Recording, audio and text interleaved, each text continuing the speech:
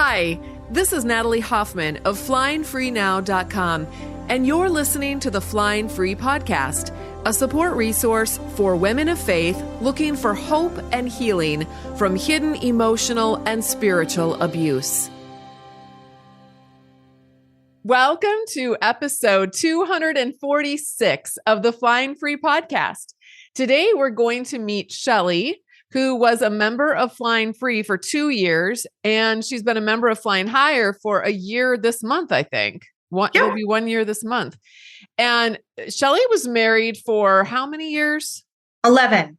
11 years. Okay. This recent time. I was married before that too, but. Okay. And how long have you been divorced now? Our divorce was final in February of 2022. Okay. So like a year and a half. A year and a half. Okay.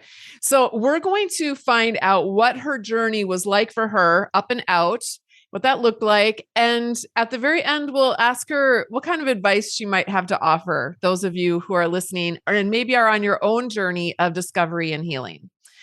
Okay. So Shelly, why don't you tell us, first of all, how and when, maybe we should, I don't know if you want to talk at all about your other marriage. Is it one other marriage besides this one? I can give a little bit on that. I guess it helps for background.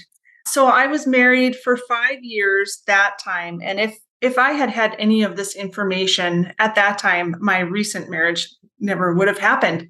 But we had 2 daughters. We separated and then divorced when they were 1 and 4. He was a cheater. And so that was another reason why I didn't really look into, that was just a symptom of the bigger problem, which I didn't realize at the time. Like, people are more accepting, I think, of divorce when there's that kind of stuff going on. And, of course, and I forgave him the first time, and then it had happened again. And I was going to, the girls were so little, and I was going to forgive him again because I just couldn't imagine living apart from my children part of the time, or, the disaster and chaos that would bring into our family. But then there was all this other stuff underneath and family things that I didn't even know about that came out during our separation and process. And he was just so awful during the separation process that I just, there was no question of forgiving and getting back together and going on like before. I just had to do the divorce, and it was horrible, and I didn't learn quite enough. I didn't learn as much as I should have from that experience. But so that, my guess is that you learned what you had at the time available to you, right? Yes. And that's all we can do. Yeah. Yeah. How are your girls now? They're great. I feel so bad that I then, not only did they have to go every other weekend with their father, who was abusive, then I brought this other abusive man into their life that they had to live with the rest of the time for so many years. And but they are doing so great now. They're 20 and 17 now. Oh. And when I separated from my recent ex-husband, my oldest daughter was going off to college, and my younger daughter came to me and said, "Can we change the custody agreement so I don't have to go out to dad's unless I want to?" And because of all the things that he's done since then, and her age, she was like 15. Yeah, she must have been 15 at the time. There was no reason for him to fight it. It would have been silly and expensive for him to fight it. And I guess he's still paying off his previous divorces. So we were able to get that changed. She has been with me full time since then. And she does see him, once or twice a month. She'll go out and have dinner with him, or even spend the night at his place. But they are just doing great now. That's fantastic. Yeah. Okay. So with this second relationship, when did you first start noticing that something was off with this one as well? Not soon enough. But the night that we got married, so my girls were 4 and 7, and he had 2 older children that were 20 and 15 when we got married. His first marriage had been, so he said, happy and great and blah, blah, blah. She died 7 years before this. Just tragically, the kids were 14 and 9 when that happened. And he had just been single, been a single dad, and he'd been a really engaged, or so I thought, single dad, and hadn't done any dating until I came along. And so but he's 9 years older than me. And I just always, we worked together. So I had known him for a few years, and I just always looked up to him as being this wise, mature person. And he had had this, successful marriage. They were married for 17 years. And, I had been such a failure at marriage. And it just seemed I had renewed my faith and had been working on learning, studying the Bible and just learning more, growing my relationship with God. And I just really felt like this was like a blessing for my obedience that he had brought us together. And it just, I think a lot of people who knew us really supported it too, for the same reasons. They felt like it was just a really good fit and it would be wonderful. Mhm. But the night that we got married, we stayed in a hotel, and my best friend from high school had come to town and she stayed at our house. We didn't live together, but we had bought a house like the week before our wedding. And she stayed at the house with the kids, and she stayed up late talking to his son, who was 15. And she called me the next day. We were going on a family moon, we called it, to Florida for the week after we were married. She called me as we were like getting in the van to go to the airport, and told me that the son had stayed up with her talking and had told her all about how abusive his father was. And she was crying and she was upset. And I was in total denial. There must be, he's a teenager. He's kind of dramatic. He has, he had like these really vivid dreams that he would confuse with reality sometimes. And so I had all these ways of explaining away these little things that happened. And so I was like, he's just a dramatic teenager. It's just not true. It's just, single parenting is really hard. And sure, there were times that he lost his temper and the son is just like blowing that out of proportion. And I had a laundry list of excuses for Mhm. why that would come up. And all of that makes sense. I just want to say all of that makes total sense. Yeah, If you've never seen anything, right. how would Yeah. you know what to go by? He's very good at presenting his mask of, the perfect Christian man and husband. And, the perfect Christian man is humble. So he doesn't think he's perfect. Of course not. He sees others as being better than himself, Mhm. all that stuff. Which I didn't learn until later. But so at the beginning, our marriage was it was like a fairy tale. It was so wonderful. I was so in love. That first year of marriage, it was having that infatuation and also living together and getting used to being married. It was so wonderful almost all the time. Mhm. And then there would be little things that would happen. So I was expecting that we were going to have, this mature relationship where we could come to each other, we could be honest and authentic with each other, and we would work together through any problems or conflicts that would come up. And certainly there'd be an adjustment period because we were both single parents who were used to living by ourselves and with children. And so a lot of the little things that happened at first, I just blamed on him being used to being in a position of authority over the people in his house. He just wasn't used to being in a partner relationship where they were equals. And so if he was talking down to me or being condescending, it was just, he'll adjust and we'll work through it. We'll talk through it. Yeah, none of that ever happened. Oh If I man. had known Darvo, what Darvo is and what that means at the beginning of this marriage, I think I would have recognized that right away. For anyone who doesn't know, it's when you come to your partner with a problem, they deny the problem, they attack or accuse you, and they reverse victim and offender. And oh my gosh, he is like professional level at that. And I was so willing to accept any responsibility too, because I felt like the deficient partner in the relationship, right? He was wise and mature, so he must know.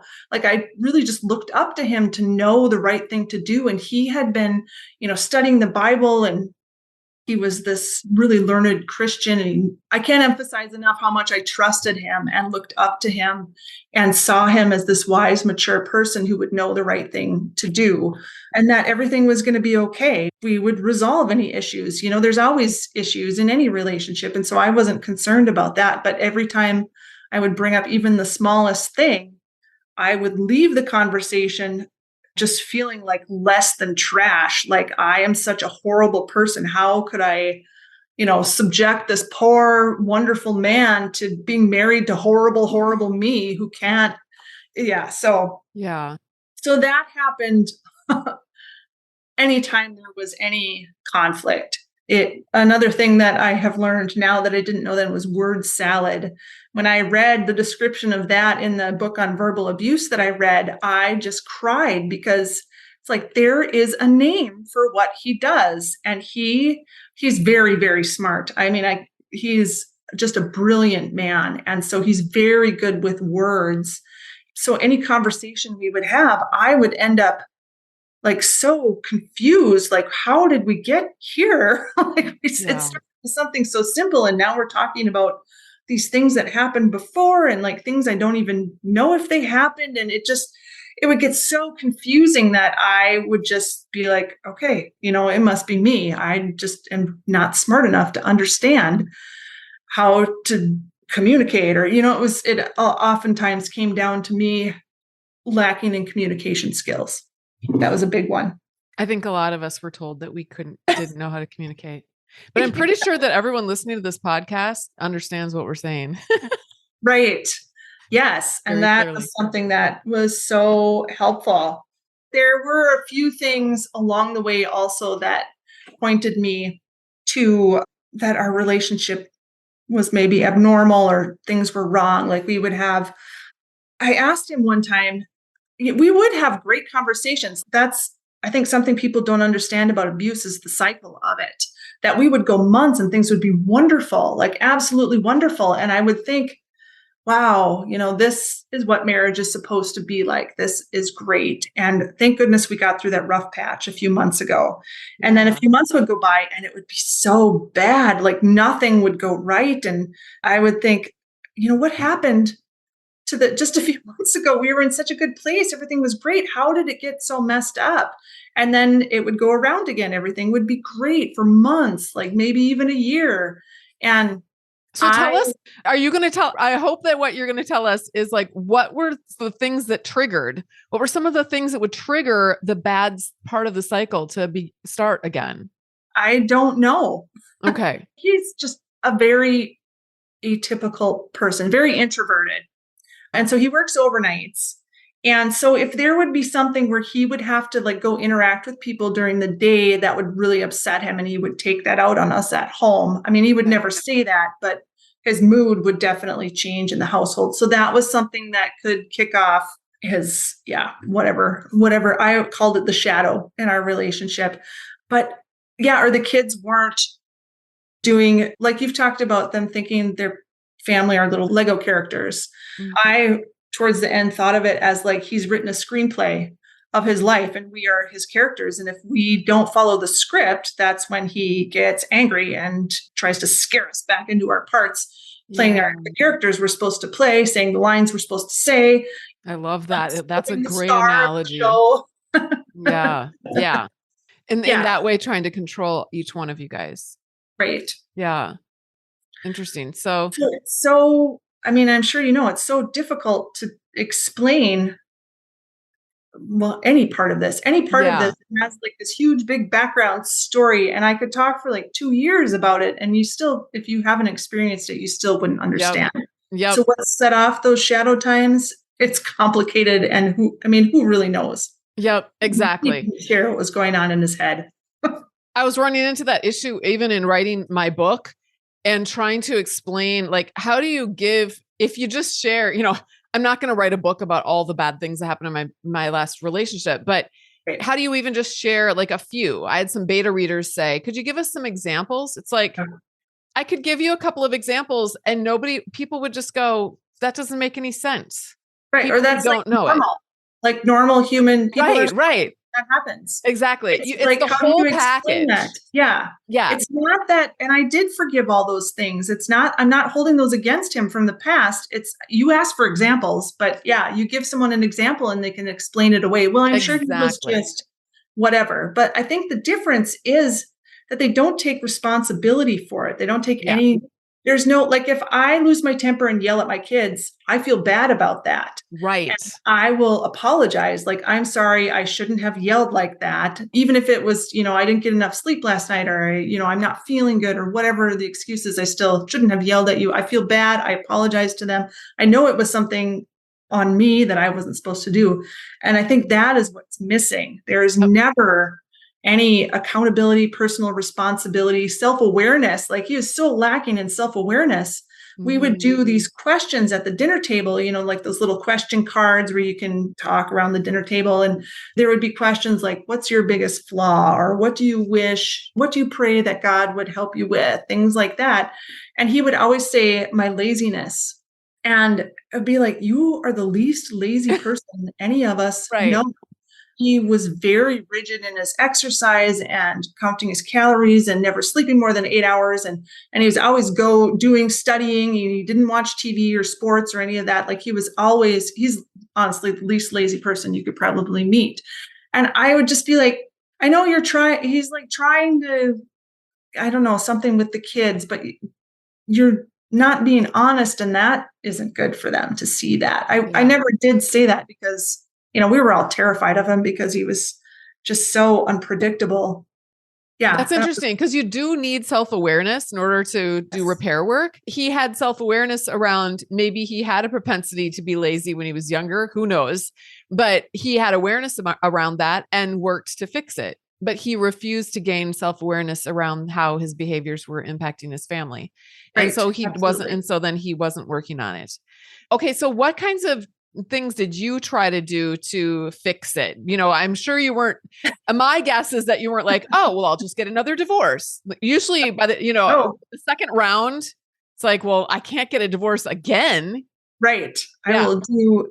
Yeah. He had promised to do whatever it took to make our marriage great. He had made these promises, and he had them posted on the wall in our closet and read through them every day. And he would mark with a little bookmarker which one he was working on this week. It was things like, I will never turn away from you. And I will, all these great, yeah, the act that he put on was awesome. If he was that Wow. person all the time, no one's perfect. It wouldn't have been perfect. That's not what I mean. I mean, it would have been a good, healthy marriage of two, what is garden variety sinners. Yeah. Yeah. That's, from that podcast, Engaging with Someone Who Harms You, he talks about the differences between the garden variety sinner. And then I think he has like evil people and wicked people. And yeah, so when you try to talk about these incidents, people think you're talking about garden variety sin. And it's like, no, it's not those little selfish things we all do. It's not that. It's different. Yep. Yep. So you probably felt like you had to fix it somehow. Yes. And so Yes. what are some of the things you did It's that always my didn't work? fault. I read lots of books on communication. I did Bible studies on relationships. I actually even ended up in the mental hospital in like an outpatient program because I would go to him with these things I wanted to talk about or change or whatever. And we would just go around and around again and again. And he could never seem to understand what I was saying. He would always twist it into something else. And those things were like building up. So this was probably like third year of marriage, maybe. I was just so weighed down by the anxiety of everything. I had these chest pains and just this, I felt like this huge weight on my shoulders of all these unresolved issues. Like my head was just filled with black clouds. I was always just grumbly, and it was just, and finally I couldn't get through to him anything that was going on. And I wasn't like suicidal or anything, but I did want to get away. I wanted to escape. I wanted to run away to the woods and never come back. And so I went for an evaluation at the mental hospital and did this outpatient treatment for like a month. And I started on medication for anxiety. And we started seeing a counselor, the two of us together. And she was great, or so we thought. Like, we both loved her. And I was just totally oblivious to anything at this time. I thought it was all me. And so we went to counseling, and he is the world's best counseling patient. The counselor, just loved him. I bet, wished that all her patients were as wonderful as him, especially, the husbands who are usually reluctant to go to counseling. No, he knows all the words. He's read all the books. So he knows all the things to say. And so, like, we had several issues we just couldn't work through. And the first one, I talked through it. And as long as she was in the room, he could hear me. So I talked through one of these little things we were having with his older daughter in Bible study. And he was like, I 100% agree with you. And I was just like, we have been fighting about this. Well, we never fought, but, arguing, going round Yeah. and round about this for 3 months. If you had just listened to me, you would have agreed with me. It was just really, so there were a few smaller things like that we were finally able to work through, just because when she was there, he had no excuse for not hearing what I was saying, because I'm actually a really good communicator. Shocker. You know what else too? That is a perfect example of gaslighting in a Yes. counseling session. Right. Because he's acting like he totally gets it now and is on the same page with you, when that's not actually the reality of the situation up until that moment. He's gaslighting the counselor, really. And kind of you too. Yeah. Yeah. I didn't know that term either, or any of, and I never would have suspected that this man who, said that he loved me and our marriage was wonderful, and he was always very positive about everything. But yeah, he had the counselor wrapped around his finger. And then I was seeing her individually sometimes too. And I would just bawl, and I was just terrified to get the words out for these situations. And yeah, that she didn't notice. And I said things like, he doesn't seem to see me as a real person. And he doesn't seem to hear what I'm actually saying. It's like he's got this script in his head of what I said. And it's always evil. Like I would be saying, one of our problems was his older kids would come over because his daughter got married. So they would come over for dinner a couple times a week. And it was great. We had a good time. And I liked them coming over, but it was a lot of work for me: meal planning, shopping, preparing the meal, and then we would eat. And then his rule was we all had to clean up. We all had to work together to clean up. And I suggested, maybe we could leave the kids to do the dishes and clean up the kitchen, and you and I could go for a walk after dinner and spend some time together. And every time I tried to talk to him about that, he would twist it into me saying, I want the kids to be my slaves and do all the work. Oh my And I would be like, that's not anywhere near, like, I'm doing all the work. Yeah. And he was doing the work of going to work to make the money that bought the food. So I felt like we had done our work. Yep. Let's have the kids do some work. Anyway, that was just just a silly little thing. And that's a great example of that illustrates that. Always trying to work together. I saw him as my partner, and I thought he saw me as his partner, but he didn't. We were always adversaries in his mind. Yeah. And that was okay. So what then? When did you decide, I want to get out? I can't do this anymore. And I don't care. I'm going to figure this out and get out. Well, the pandemic happened. And so, we were living this, he worked week on, week off overnights.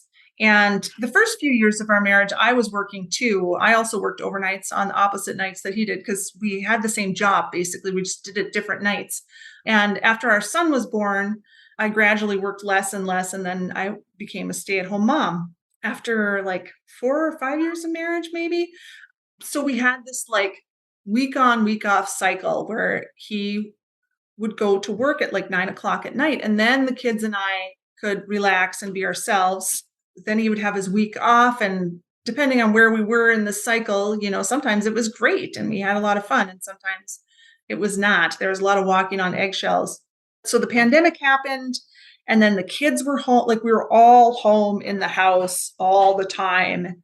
And I had coped by like sort of pretending it's not happening. I tried and tried and tried to do all these things and nothing worked. It only seemed to make it worse.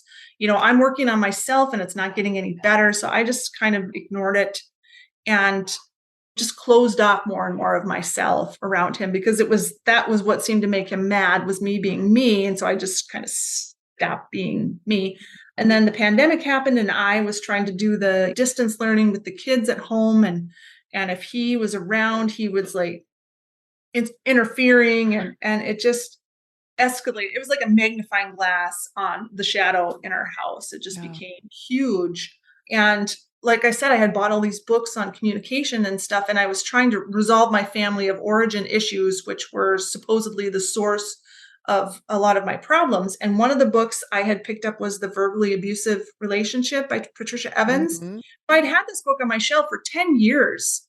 And for some reason, I picked it up, and wow, I mean, mind blown. She Yeah. talks in there about the two realities, like the reality of power over, that the partners are living in two different realities. One is in the reality of power over, and the other is in the reality of mutuality, of a mutual relationship. And they both think that they're both in the same reality, and they're not, and they can't see. And it was like ka-chunk, these puzzle Mhm. pieces all just fit together. As I looked at our past, it made so much sense. If you looked at all the things that had happened from that kind of reality, like through his eyes, then so much confusion was cleared up. Like that, I Mhm. had been beating my head against the wall. This is why I didn't understand, Yep. because we were never partners. He always saw Yeah. me as inferior to him.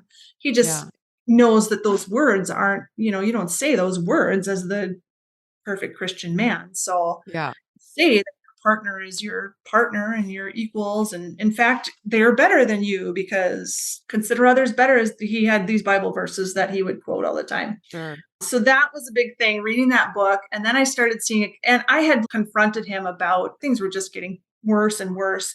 We had a weekly date. First it was a night, and then when the kids were in school, when our son started school, we started having it during the day. We had a marriage journal where we would ask these questions every week. And one of the questions was something like, do we have any unresolved conflict from the past week or something? And I could never answer that honestly. Like, I could never answer any of the questions honestly, really. One was like, what are your highs from the week? What are your lows? And if I ever said any lows, well, there was big trouble, Yeah. because we can't ever have any lows. And so I just realized that it was ridiculous that we were pretending to have this relationship, and it just wasn't real. And I just did not want to live that way. And so I thought, I'll confront him and it will be horrible. We'll have this chaos, but eventually we'll work through this all and we'll come out so much better on the other side with this mutual, wonderful relationship, the way it's supposed to be, with like normal problems and not what we actually have. And so I made the mistake that I think a lot of women make, is that I told him that I thought he was abusive. And at first, for about 30 seconds, he was like, what do I do? And I was like, I think you need to see someone and work on this. And it just, I had such hope that, he had always promised that he would do anything to make our marriage better, to make our family great. He was a servant to, and so I had full expectation that he would get help, and it would be really hard, but we would get through it together. So that was the beginning. That was like December 2020 when I started waking up to what was really happening, that it actually wasn't me. And I was looking through my journals a little bit before this meeting, and I have like, that is my main question. How much of this is me? And Mhm. he would say, oh, I'm so hard to deal with, and he just doesn't understand me. He's trying so hard to understand me all the time. If only he could understand my love language. And he would describe what it was like to be in relationship with him. And I thought, I mean, now I know how much people like this project, and that it was projection that he was doing. But at the time, I was sure, I'll fix it. And he told people that, suddenly he was having to walk on eggshells. And I was thinking, but the kids and I have been doing that with you for 10 years. Mhm. Nobody Yeah. cares about that. So that was when he ordered the books on BPD. I talked about that a bit in the forum. So BPD, just for listeners who don't know, is borderline personality Borderline disorder. personality disorder. And that And is a very typical thing that gets thrown back yes, in survivors' faces, that they have borderline personality disorder. But the important thing to understand about that diagnosis, which by the way, your husband can't diagnose you with that. You have to see a psychiatrist for it that. But was his family doctor that diagnosed me. That has never oh, met me. He okay. told his family doctor that he'd been walking on eggshells, and he suggested, well, maybe she has BPD and you should read these books. So did that doctor meet with you and did No, you do a full psych workup? Okay. No. So then And they can't actually, I just diagnose take you with that. With my husband's word for that. It's hard to know yeah. exactly what he did say. Have you ever asked any of these important questions? Why does my marriage hurt so bad no matter how hard I try to make it better? Who am I anymore? And why do I have so much loneliness and self-hatred inside? What can I do to move forward in my life when I have felt stuck for so long? And where is God in the mess? I've been praying for years and I don't think He's listening anymore. If you're a Christian woman in a confusing and painful marriage who feels like you're spinning your wheels, looping on the same problems week after week, I'd like to help you change that. 6 years ago, I developed a program that has helped thousands of Christian women wake up to their reality and live powerfully within it as the adult women God created them to be. The Flying Free program uses transformational coaching, workshops, classes, and a close-knit community of women to support you on your journey. I'm going to help you find answers to all of those questions, answers that make sense and align with your core values so that you can move forward. In 2023, I'll be reteaching all of my classes to reflect the ongoing training, education, and experience I've had working with thousands of survivors over the past 6 years. So it is a great time to join us. You can get all the details, including reviews, facts, and everything that comes with the program by going to joinflyingfree.com. And I'll see you on the inside.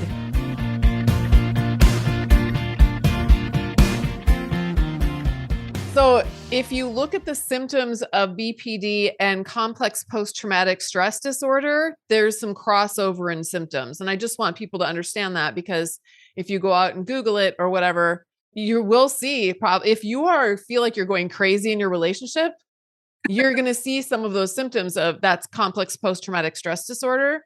But some of those same symptoms show up in borderline personality disorder as well. The difference is that once you're out of that toxic environment and you're no longer being triggered like that, your symptoms will begin to dissipate.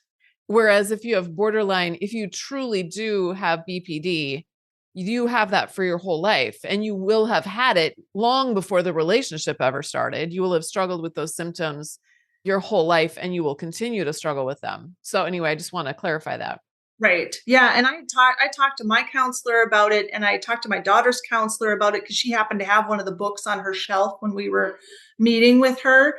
And they both pointed out that if that's what it was, I would have issues in other relationships or areas Yes. of my life, like my Yep. job or my friends or like anything else. And I Yep. didn't. It was only this one relation. I mean, well, my family of origin, I have some relationships that are problematic. But again, it's not at work. I've never had any of these problems with my Yeah. friends. I haven't had any of these problems. And so, but really, I was all on board with, maybe this is the problem. I was okay with that because I was willing to get help. Like, I want to do whatever, check me into the mental institution. I'll stay there for years. And I just wanted to stop hurting the kids. If it's me, if there's something I can do, I want to do it. I had no pride about it. Okay, BPD, great. Maybe that's what the problem is. Let me, fix it. But that's not what the problem was. So I had Googled and looked at the books and I was like, it just doesn't sound like me. I just can't see myself or fit myself into any of that. So, Which makes you feel even crazier, right? Yes, I went through I just don't really think about that time so much now, but yeah, there was a lot of highs and lows, ups and downs, just feeling totally crazy. Like, I must be crazy. Like, what am Yeah. I doing? And everyone is so supportive of him. How can all those people be wrong? Because they know me. They don't really know him because nobody really knows him. He doesn't really go out and have relationships like normal people do. But I did. I was involved in church. I worked in the confirmation program. I was building this. So I thought I was building this community. We had a small group. And so like I had these relationships, I thought, that were built to help us. If another couple in our small group was struggling in their marriage, I would want to jump in and help. Like, what can we do to help? Yeah. Can I just jump in and say something really quick here? Yeah. Because this is just a strategy. I see so many survivors, especially towards the end when they're trying to get help, trying to explain things. They're an open book. just Yes. completely honest, making themselves very vulnerable. They're basically opening up their heart to everybody in hopes that everyone will see the problem. And you said, but they don't know him. They don't know the Right. abuser because the abuser is a closed book. The abuser is hiding. The abuser's. So the strategy is, those of you who are listening, you can do this or not, but if I had it to do all over again, I would totally do this instead of what I did, instead of like being vulnerable and opening myself up. I would offer no explanations for anything. I would offer no information about anything in our relationship. I would simply say, I'm getting out of this relationship. And if people said, well, you can't do that, or what are you doing wrong, or whatever, I would just be like, I cannot tell you. It is so painful. I cannot say anything. That's all I would do. I'd be very Yes. cryptic, because the less people know, as you can see, the less people know, the more they're supportive and will jump to these better conclusions than if you're freaking out and being all, you got to help me. You got to help me. They're going Please. to go with the person who's being very cryptic and not really saying anything. And I'm not saying that's not abusive to be like that. It's just basically saying, I have my own boundaries. This is not your business. Whether or not I separate or file for divorce is nobody's business but mine, and maybe a few very close friends that have shown me over the course of many years that I can trust them and they have my back. And that's it. The rest of you can just sit and wonder what's going on. You can judge me. You can think whatever horrible things you want, but this is what I'm doing. Yeah, they won't understand. No matter Yeah, how they much won't. time, how many words you pour out trying to explain it, they won't understand unless they have lived it. And then Exactly. even the people who have lived it, they have their own issues. They might be jealous that you think you can get out and they don't feel like they can get out. Yes. And Oh my they gosh. will I'm so glad you sabotage. said that. Yeah, I've seen that too. Like Yes.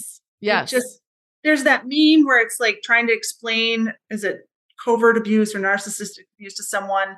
And it's the big chalkboard with all the formulas on it, Yes. and it's like, yes, I could talk about this for years. And you still, if you haven't experienced it, you just wouldn't believe that someone would do that, would be like that. So Yes. I think we were talking about how did I realize, it started with reading that book. I confronted him and all that. I mean, he started sending me emails. He started sitting at the kitchen table and typing out these 8-page long things of this and that, and why it was all my fault and not his. And I eventually just started deleting his emails because they were just, there's the words like he Word just, salad.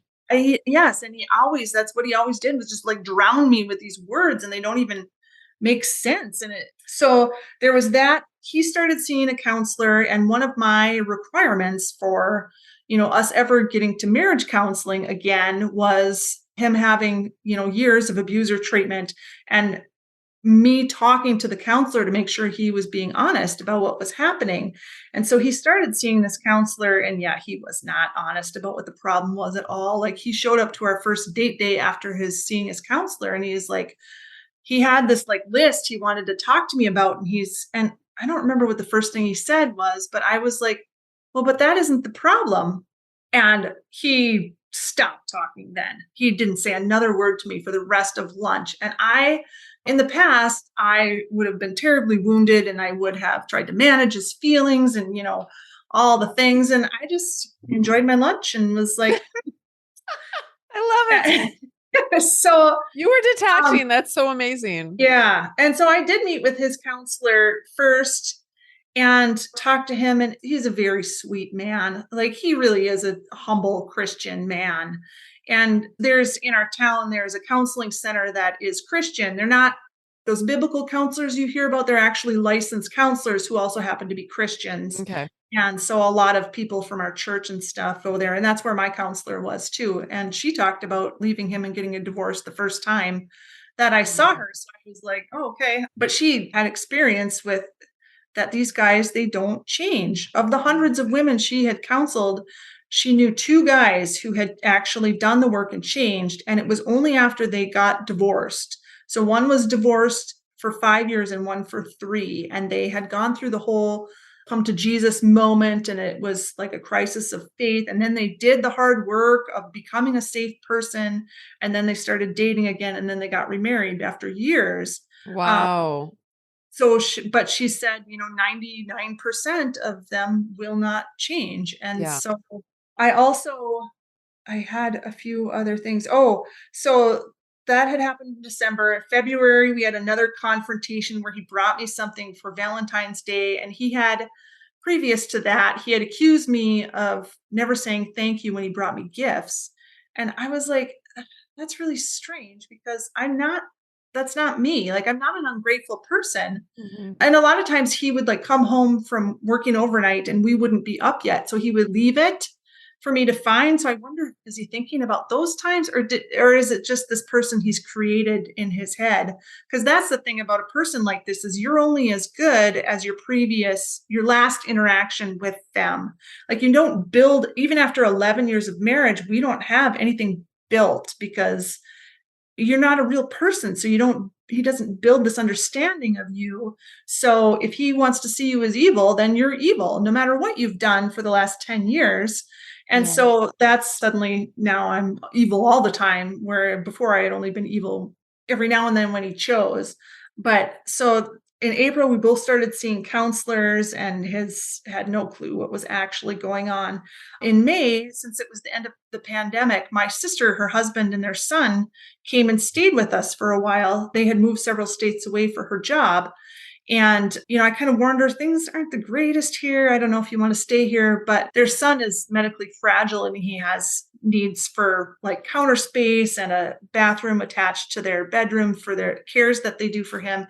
And so our house was just really the only relative they had that was set up in a good way to take care of him.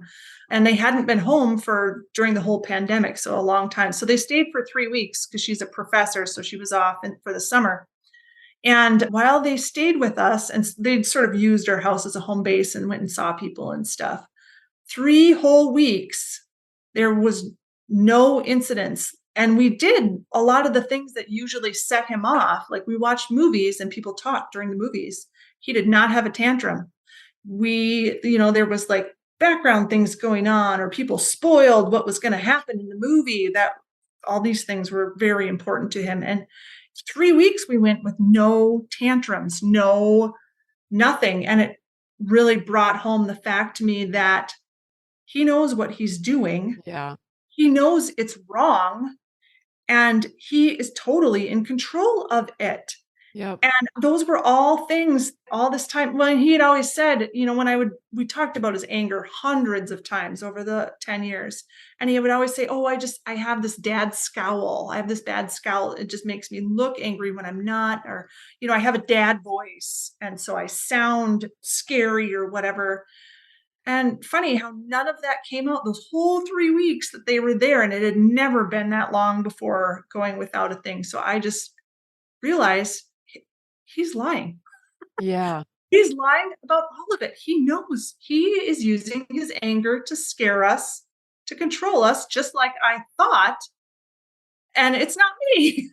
Yeah. So that was in May, and it was in June that I finally moved out. Like, from December to June, this time we were supposed to be, he was supposed to be getting help and blah, blah, blah. He was just totally focused on me. He was writing in his journaling all these things, everything I did and said or didn't do and didn't say that he thought I should. And finally, I was just like, okay, I'm going to move out for a few months because you can't seem to stop focusing on me and what I'm doing. And you need to focus on you and what you're doing. None of my friends were supportive of us separating because we weren't in-house separated. We were still in the same bed, as they called it. And it's just the way our house is set up. I just couldn't see a way for us to do it in our house that wouldn't, because one thing he had always done, like to punish me when I wasn't behaving, was he would suck the kids towards him. He would hoover the kids into him. So if I wanted to spend any time with the kids, I had to spend time with him. I couldn't have the kids without him. So he would we're going to watch a movie. We're going to buy these snacks. Like, he is total Disney dad all the time. And so he would just do that. And it would be like, okay, I can choose if I try to distance myself from him, he sucks the kids to him so that I have no choice. Yeah. So that was another reason I just wanted to move out. And I just didn't feel safe. Like he mentioned doing the, what they call the nesting, where the parents take turns staying at the house with the kids. Yeah. And I was like, no, I want at least one locked door between us. Like I did not feel safe around him, knowing how much he had been lying for so long about so many things. I mean, there's all this other stuff that came up and things that he had lied about, and like, what is true? What of anything of our life is true? There's just a lot of these mental and emotional crises as you're going through this. Tell us because I know you had a small child between you two, correct? Well, he was 9 by this time, Okay. 8 or So 9. then what happened with him once you moved out? When I moved out, I assumed it would be temporary. I still was assuming that he would get help and we would stay married and everything would work out eventually. Yeah. And so I just went with the week on, week off schedule that he would have our son when he wasn't working, and I would have him during his work week. So it was week on, week off. In hindsight, I maybe would have done that a little differently because, yeah, anyway, it's so hard. Deciding all that kind of stuff is so hard. But so I just assumed he was coming with me half the time. And so Yeah. he had a bedroom. I moved into an apartment, and I know it can be dangerous to leave the house, but I didn't see him doing any of that. He's very abnormal, or atypical, I should say, of a guy whose wife is leaving him for being abusive when it comes to that sort of stuff. Like I didn't foresee there being any trouble with that. And there wasn't.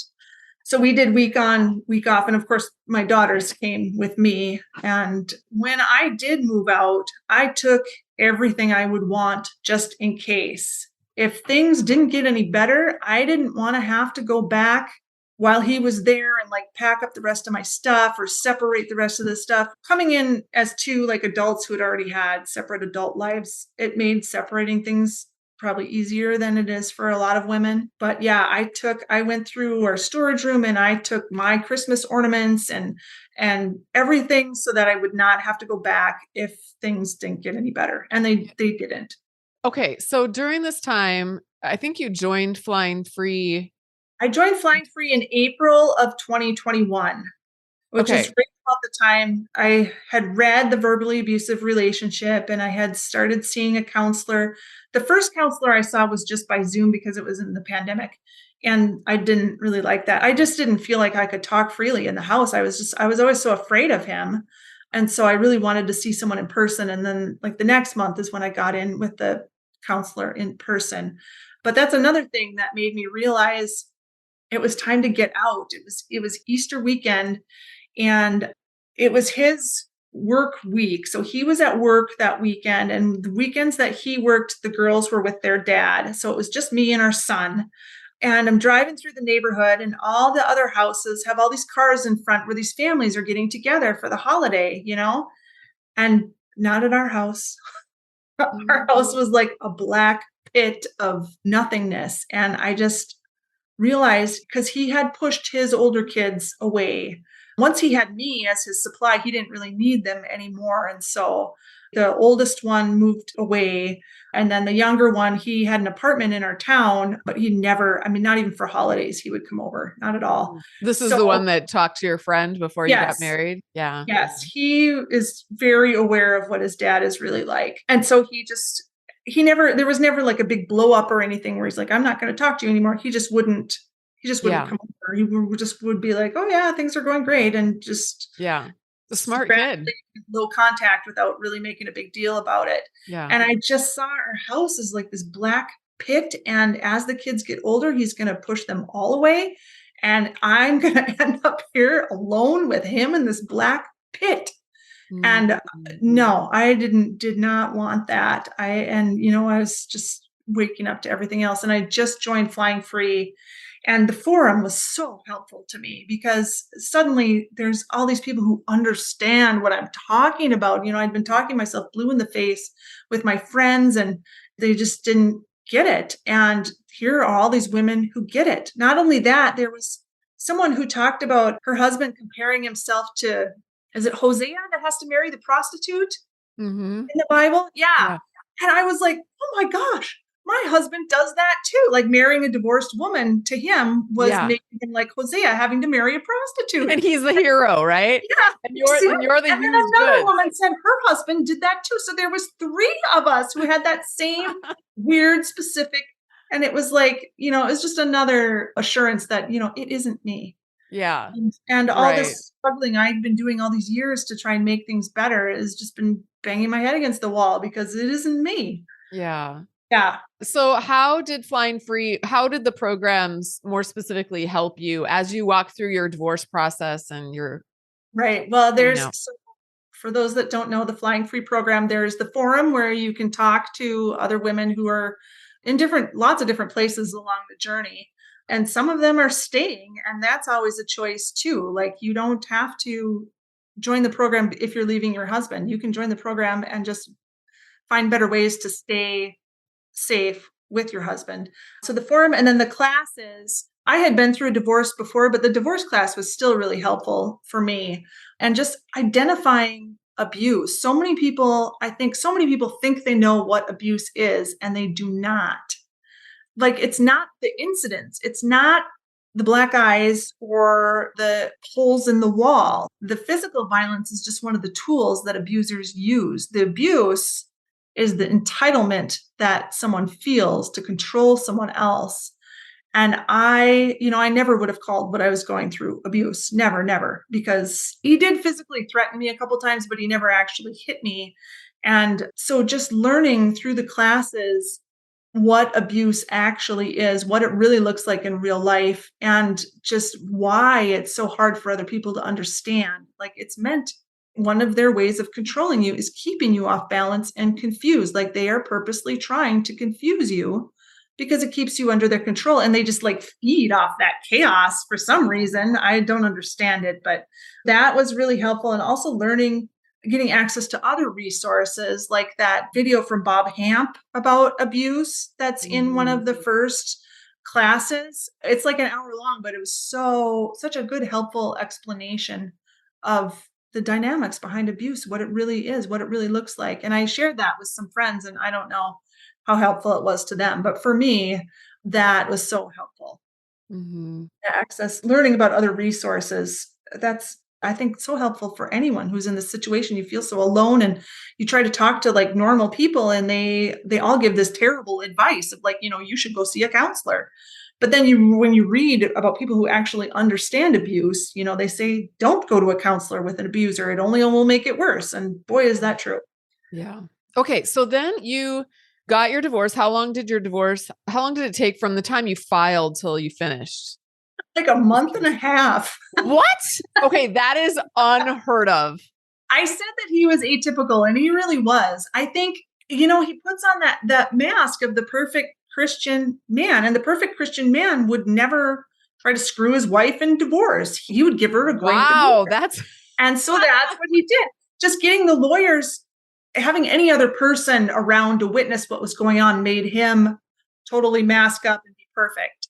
And so having two lawyers involved, he had to be perfect. And I had learned from my past divorce that no matter what you do, people will criticize you and they'll say things that aren't true. And so this time I was going to get what my fair share was. I was not going to try to, whatever, all the things I did before, giving him everything just so I could get away. Like, I'm not doing that this time.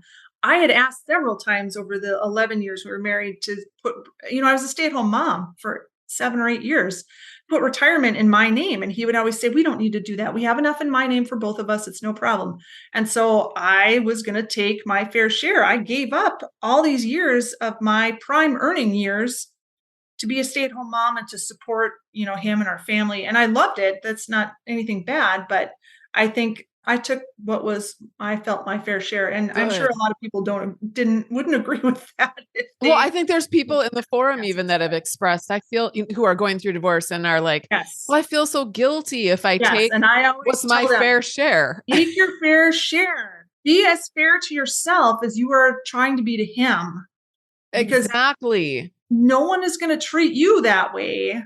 Right. You have to treat you that way. Right. Yeah. Right. I always tell people, think about what you would want for your daughter. If your daughter was in Yes. a relationship like this, would you want her to get her fair share? Or would you tell her, you should feel really guilty for wanting to get your fair share? I think you should give more to your abuser and you should do with less. We would Yeah. never say that to our child, but we No. say that to ourselves because of our view, because we just view ourselves as not worthy of having what we worked for. Yeah. And I think we're trying to avoid the people saying, oh, she, the gold digger Yes. stuff. And especially since he was 45 and I was 36 when we got married. And so I'm sure there was a lot of that. Like, you don't stay with someone for 11 years and plan to, grow old with them. But anyone who says anything like that, it's not true. And I know that deep down in my heart. So I Yeah. don't care what anyone else says, but I did care before. And it didn't matter. It didn't matter that I took all the debt, gave him all the assets. I still was, called. He still told everyone that I screwed him and blah, blah, Yep. blah. And so I was like, this Yep. time I'm just going to do what's best for me, what's fair for me, not even. Right. What's just and right. Right. Yep. A fair And settlement. whoever wants to say whatever, good for them. That's amazing. So this brings up a good point as far as like the fact that your husband, his flavor of abuse was if you profiled him, he's the guy who's going to show up and do what makes him look really good to everybody else. And so you can play when you know that, when you really know your flavor, the flavor of your husband, you can actually use that and strategize with that when you're coming up with a settlement agreement or you're figuring out custody or whatever. And that is one of the, I actually updated the divorce course since you've been in Flying Free. I completely renovated it. And one of the classes now in there is basically profiling your abuser so that you can figure out based on the past and what you've observed of him over the course of however many years, how is he most likely to show up in a separation or in a divorce? And then how can you strategize based on the most likely scenarios that you might come across? So yours is like knowing that about him really played out in your favor. And Yeah. I think it's amazing that you were able to get divorced in a month and a half. Yes. Okay, so then you've been in Flying Higher for a year. Why don't you tell people who don't know Flying Higher? I don't really talk about that as much because it's mostly something we do on the back end for people who have gone through Flying Free, they get divorced, and then it's like there's a whole another ball of wax of problems that comes into play as far as rebuilding your life, rebuilding your relationships, maybe getting out and dating. And so I started Flying Free about 3 years ago to kind of provide a landing place when they go down the chute and into divorce. So I don't talk about it as much on the podcast, but why don't you, for anyone who is maybe divorced or thinking about getting divorced, why don't you tell your experience with Flying Higher? Or maybe maybe you didn't do it very much. I don't know. I haven't really dived into the courses in Flying Higher the way I did with Flying Free. When I was just in that beginning stage, you're just kind of like hit me in the face with the fire hose of all this stuff. I need to learn. And so I always mean to, but it gets, to the bottom of the list Yeah. of things to do. So I still plan to do that. But I have done, or have tried. I haven't succeeded fully to participate in the book studies. I've done parts at the pace is I just haven't been reading the way I used to. I used to read a lot, but there's the book studies, excellent books, really recommendations on, and something I'm really interested in is just having better relationships going forward, never getting into this kind of relationship again.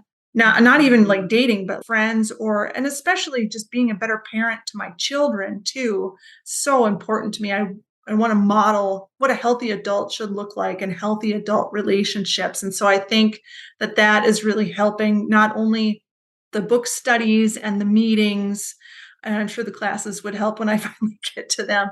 But I was going to say the forum, classes all address all of those things those that you are things. looking forward to, I'll get there. I'll get Yeah, there. I think you'd love them. The All forum, right.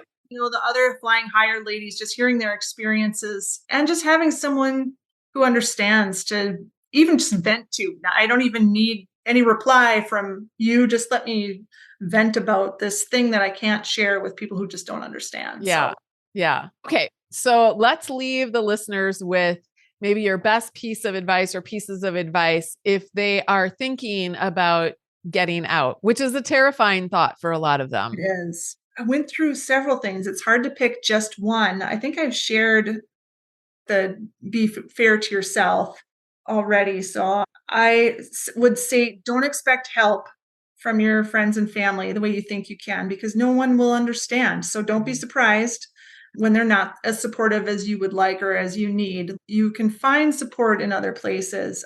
It's going to be hard, but you can do hard things. That's good.